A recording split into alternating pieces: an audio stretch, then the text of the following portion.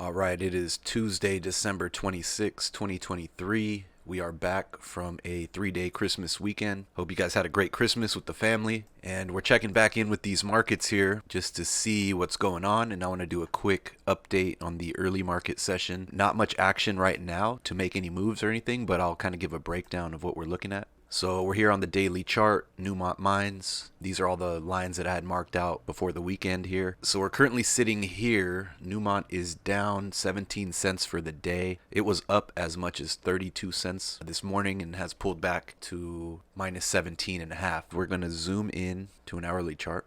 Okay, so this was this morning's open here. So it opened gap higher and then had a nice little rally up to 42.81. And is now trickling its way back down. So let me explain these lines here a little bit. So this green line was my initial green line from the weekly chart. So this green line here is the buying zone that I had marked out years ago. It looks like early 2020. So this green line here was the entry signal from this support slash demand slash explosive buying zone price level from 2020.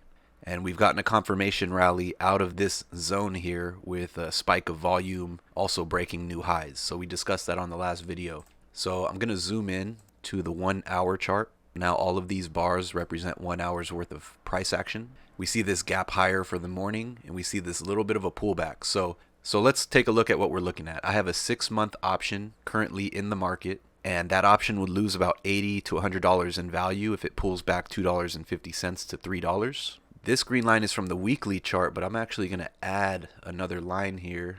This one's going to be right about here, I would say. What I like to do is just kind of pick the zone where market exploded up, creating new highs. So this zone was a confirmation rally after it dipped into the weekly buy level here. So as it creates a new high over these highs, what that tells me is that this new zone is now the new buying zone. Okay, so I put this line here for a couple of reasons. So you want it like high up enough to where, you can get an entry. At the same time, you don't want it too high up here to where you're not getting its full pullback into the zone. So what I like to do is kind of mark a general area where I'd like to get in and then kind of look back in time and see where else, if there's any other confirmation bounces around this price. And as of right here, the only other confirmation I see is this here where it rallied here to break a new high, which that could be a nice confirmation because this is a nice little explosive movement.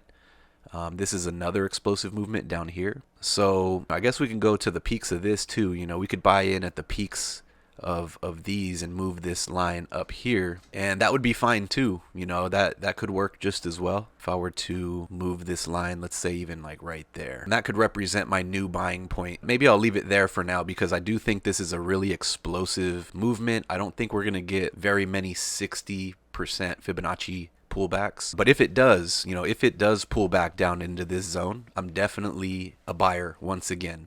And then, I'll take my risk from here to this low here. If the market breaks this low here, let's say the market does this and breaks this low, then I'm out of my position and I'm waiting for it to pull back down into this zone down here. I don't think it's going to do that, but if it does, I'd like to be a buyer here and I'd add more here if possible. So we'll keep this right there with our projection. Those are my projected areas to be a buyer if it pulls back. However, that's on the more conservative basis. Now I can get a little bit more aggressive, and let's say if I go into like a 15-minute time frame. So we have this explosive movement up that created this gap, right? And as you guys can notice, we had another explosive movement right here that created a new high. So then we see this trickle back, right? And where does this market go and stop and reverse on a dime? Right here, right where this area of explosive movement originated. And you'll see that very often. So it pulls back right into this little explosive zone. And keep in mind, this is a shorter term explosive zone. So this would be more of a day trade type of scenario. But sure enough, it pulls back into this level and takes off, breaking another shorter term high that makes this now a higher low. So with this explosive movement and now this trickle back effect happening, I'm now looking to be a buyer if the market pulls down into this area here. Let me just mark this out with a shorter term Okay, so now this is my short-term aggressive day trade entry right here. If we can get a trickle back to cover this gap that it created earlier today, I'm going to buy in right here with a shorter term aggressive option. And what I'm looking to do on this is just to snipe a bounce. So I'm not going to look to get in and ride this trend, forever. I just want this thing to get in here.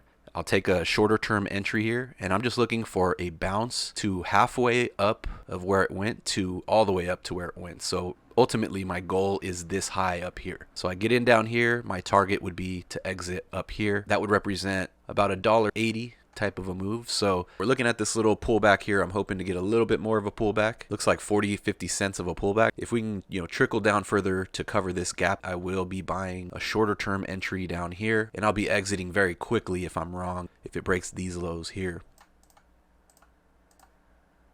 Okay, so that's a 15-minute entry. That's a 15-minute stop loss. And if it breaks here, I'm excited. Even though I would take a loss on my shorter term play, I'd be excited because that means that this pullback is a reality. And this is really the pullback that I want. If this could really pull back down into this buying zone here, that's really where the money is to be made, because now it has from here to be able to rally without really any resistance. So ideally, I do want it to pull back here. So this is kind of a way to trade where it's almost like a win-win scenario. If this market continues to rally, I'm happy because I'm in. I have a longer term position. And if it pulls back, I'm happy because I'm able to get in at a more aggressive position here. And if it pulls back even more, I'm even more happy because now I'm able to get in at a much better price down here. So the key is to not lose all of your money testing these shorter term levels. And you always want to have like a bullet to fire just in case this level breaks, and it wants to pull back all the way down to this level. You want to be able to take those losses but not completely wipe out your account to where you have another bullet to fire again down here. And this is the golden bullet. If it ever pulls back down here, that's a very aggressive scenario. This pullback here, we're going to be day trading it, which makes it a little bit more aggressive, but this is not the ideal buying point. It's a shorter term bounce snipe. This one here is a swing trading opportunity that has way less risk and more upside. And then this one here is the ultimate buy-in here if this market decides to be really stubborn and trickle all the way back down to where this exploded upwards, breaking a new high. So that's what I'm looking at, and we'll keep an eye on this market. All right, so we're back. It is 12:45, 15 minutes till close. Starting to see volume pick up a little bit towards the end of the session, and I really want this thing to fall down just a little bit more to be ideal. So with 12 minutes left in the session, I got to make some sort of decision here. So what I'm thinking of doing is going to this option here. It's a 41.50. I want two of them. We're clicking on the ask because we're going to buy to open. And what I'm going to do is lower this asking price. So it's kind of showing me what's required of the market for me to get a fill right here at this price. So the market would need to drop 3 cents for me to get in at 110, 5 cents. I really need it to drop like 30 cents, but maybe I go 20. What is that? 41.75 is what it's going to need to drop to for me to get an entry. So about right there. So I think that's what I'm going to do. I don't want to jump in right now, be super aggressive and have this thing pull back in the morning where I could have gotten a better entry. So what I'm going to do is lower the price that I'm willing to buy in at almost to 30, like 30 more cents it needs to fall. So I'd like to buy these for $94 each. Let's just say 95 each. 2 of these, good till canceled, and we'll go ahead and send it.